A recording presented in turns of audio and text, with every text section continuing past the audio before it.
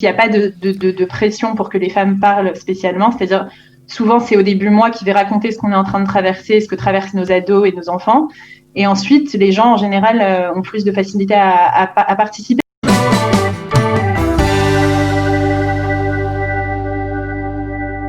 Nous allons à présent parler d'un sujet qui vous touche peut-être, surtout si vous êtes maman. Voilà, nous allons en parler avec Naomi Nakache de Cave La Noire. Je crois qu'elle est en ligne. Si vous ne la connaissez pas encore, c'est la responsable de la branche francophone de Cave La Noire. Bonjour Naomi. Bonjour Cathy. Alors, ravie de vous accueillir ce matin. Vous avez lancé un projet concernant les mamans. Est-ce que vous pouvez nous en dire un peu plus ? Oui, alors donc nous vivons une situation inédite, comme vous le savez, de crise sanitaire. Et effectivement, ça entraîne de grosses difficultés d'un point de vue également de notre bien-être. Donc en fait, d'une part, en tant que maman et en tant que cadeau aussi, parce que je travaille beaucoup avec les adolescents, on vit quelque chose de complètement nouveau. Donc j'aimerais un petit peu en discuter avec vous. D'un point de vue économique aussi, la crise est assez importante, comme vous le savez, d'un point de vue au niveau mondial, national, mais aussi pour de nombreuses familles, ce qui amplifie l'anxiété et les situations conflictuelles à la maison souvent. Alors, qu'est-ce que vous avez proposé pour aider ces mamans, pour aider ces familles, voilà, qui doivent se débattre avec des difficultés économiques, mais aussi qui doivent gérer les enfants à la maison. Parfois, les familles sont nombreuses, pas toujours simples, les appartements pas toujours très grands, donc il faut cohabiter. Chacun a des besoins différents et les mamans craquent un peu parfois. D'accord. Alors, en fait, ce qu'on propose avec le MATNAS de Catamon et l'association Cave La Noire, c'est un atelier par Zoom qui commencera ce jeudi. Donc, on a déjà pas mal d'inscrits, donc n'hésitez pas, je mettrai le lien de l'inscription. Vous pouvez vous inscrire et en fait, on pourra discuter ensemble de ces choses-là. Mais j'aimerais, si c'est possible, donner dès maintenant quelques outils pour vous faire un petit peu comprendre de quoi on va discuter. C'est-à-dire que si vous parlez d'outils, ça veut dire que c'est un atelier qui va être pratique. Non, alors je dis outils dans le sens où les outils sont surtout émotionnels dans cette période et je vais donner un peu des exemples. Mais en fait, à nouveau, cette crise sanitaire nous a tous touchés et il faut apprendre en fait à réadapter nos réactions face à cela. Et souvent, là, les réactions en ce moment, elles sont aussi émotionnelles. C'est-à-dire comment gérer, on a une tension à la maison, comment pouvoir, par exemple, s'écarter de la situation au lieu de rentrer dans des conflits. Comment créer un programme pour les enfants, que ce soit le plus clair possible, mais aussi pour nous et ne pas nous oublier parce que sinon on va mal, alors les enfants aussi iront mal. Donc c'est en fait, c'est aussi des techniques, mais c'est aussi beaucoup en fait un endroit où on pourra discuter des difficultés parce qu'on a dans ces moments-là énormément aussi besoin de ce qu'on appelle en hébreu l'éhavrer, c'est-à-dire ouvrir ces choses-là avec un professionnel et pouvoir en fait réfléchir ensemble à des solutions. Donc voilà, les Américains, donc Cave La Noire est une association américaine et avec les Américains ressentent et apprécient beaucoup ce genre d'atelier et donc on propose ça en français et on travaille avec les francophones depuis déjà 5 ans. Alors il faut voilà. Avoir une difficulté particulière pour s'inscrire. On peut venir par curiosité, on peut venir. C'est vraiment pour tout le monde, même si on n'est pas, on va dire, au bord du gaz comme on dit. Si ça tient encore à la maison, si les choses se passent plus ou moins, mais qu'on a besoin un peu de soutien. Est-ce que ça marche ? Alors, je pense que ça peut servir à tout le monde. D'ailleurs, quand j'ai mis un post sur Facebook il y a un moment, il y a même des mamans qui n'étaient pas vraiment Olot Radachot, avec beaucoup d'expérience, qui ont dit qu'elles étaient super intéressées.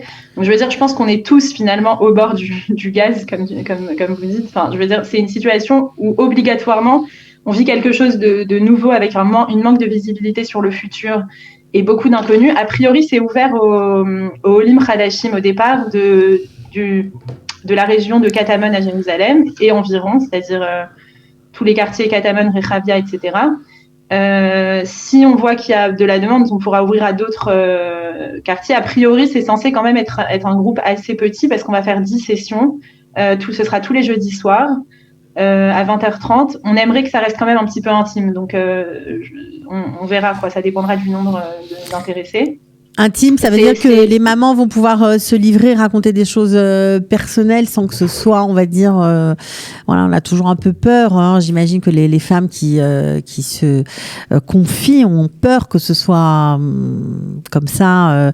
Voilà, c'est pas toujours évident d'avoir de l'intimité dans un groupe, mais j'imagine que vous veillez à ce que les choses restent tout à fait confidentielles. Oui, déjà, on veille à ce que ça reste confidentiel, mais surtout que comme on a l'habitude de travailler justement avec le public francophone, on sait que c'est beaucoup plus difficile pour nous d'ouvrir les choses ensemble.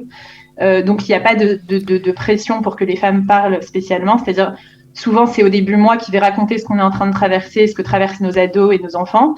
Et ensuite, les gens, en général, ont plus de facilité à participer, mais il n'y a aucune obligation de partager, de participer, parce que ce n'est pas obligatoirement adapté à un public comme le public francophone, qui est justement plus réservé et qui a moins l'habitude de raconter facilement. Donc, on n'attend pas spécialement des gens de participer activement. Ce sera tout à fait possible si les gens en ressentent le besoin et se sentent à l'aise de le faire.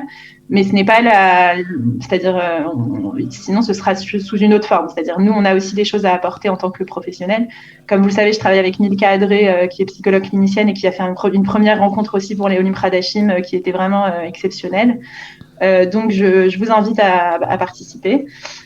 Alors, est-ce que justement, cette décision d'organiser ce groupe de mamans est partie d'un constat où il y avait des cas un peu critiques, des moments difficiles vécus par certaines femmes? Est-ce que c'est à cause de ça que vous avez décidé d'essayer de donner des outils pour gérer le stress émotionnel?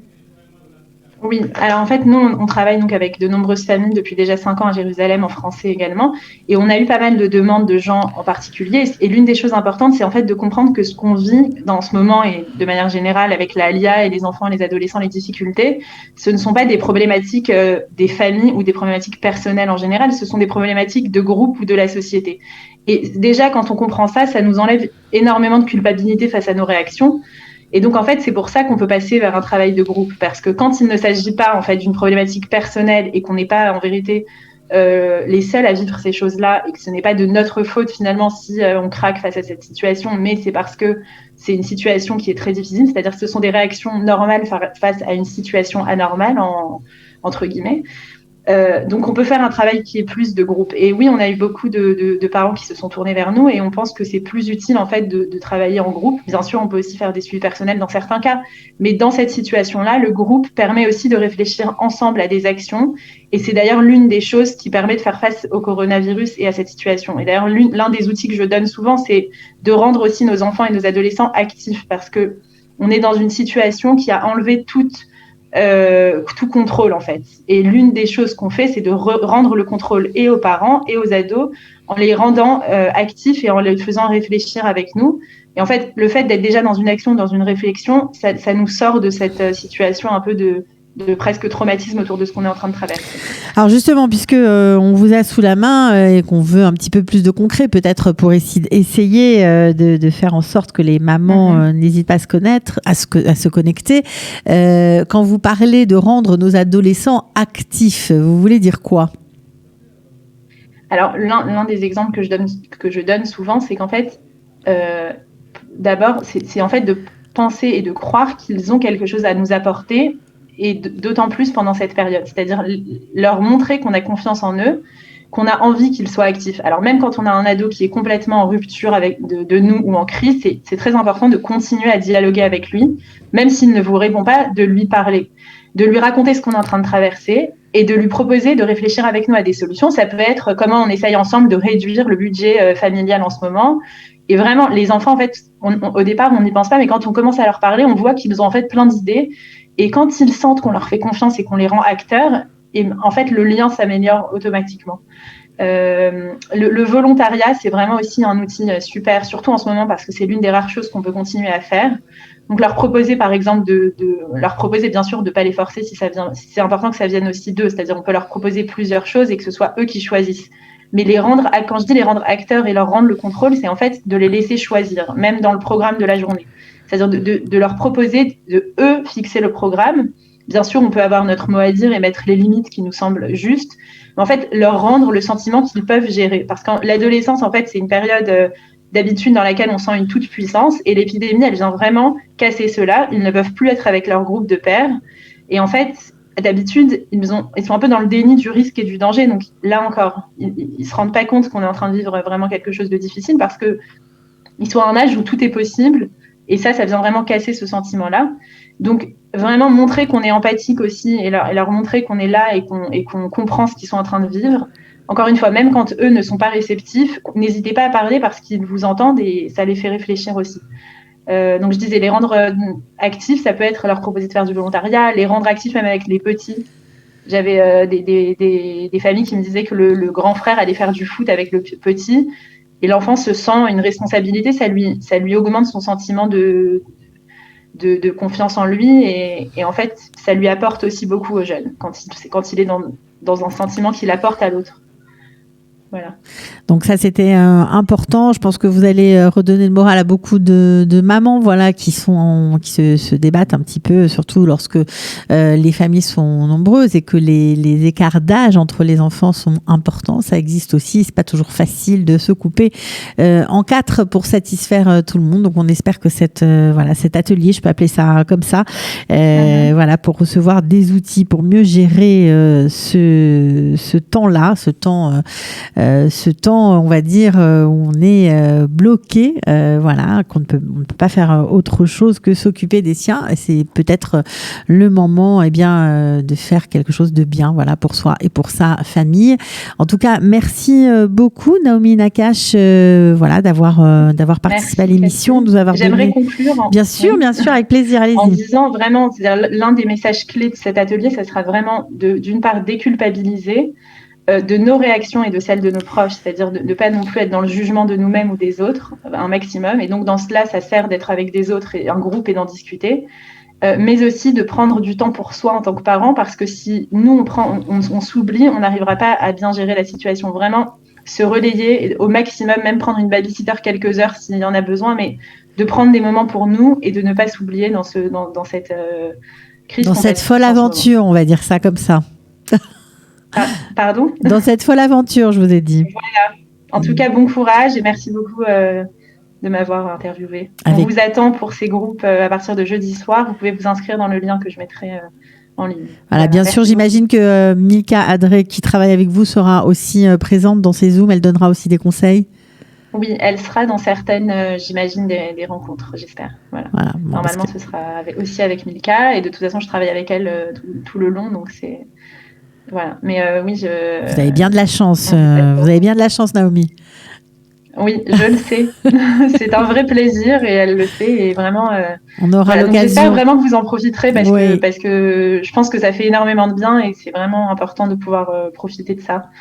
De pouvoir ne pas être seul en fait aussi dans ces moments qui sont pas faciles. Bon. Surtout quand on fait la ALIA, c'est-à-dire c'est adressé à nouveau à un public qui vient de faire la ALIA et en fait ça rajoute les mêmes problématiques d'inconnus et de difficultés de visibilité sur la suite et c'est aussi sur ça qu'on va être là pour essayer d'apporter au maximum et d'être ensemble dans la réflexion autour de ça. Bon, voilà. Écoutez, merci beaucoup Naomi Nakache. Je rappelle que vous êtes responsable de la branche francophone de Cave La Noire.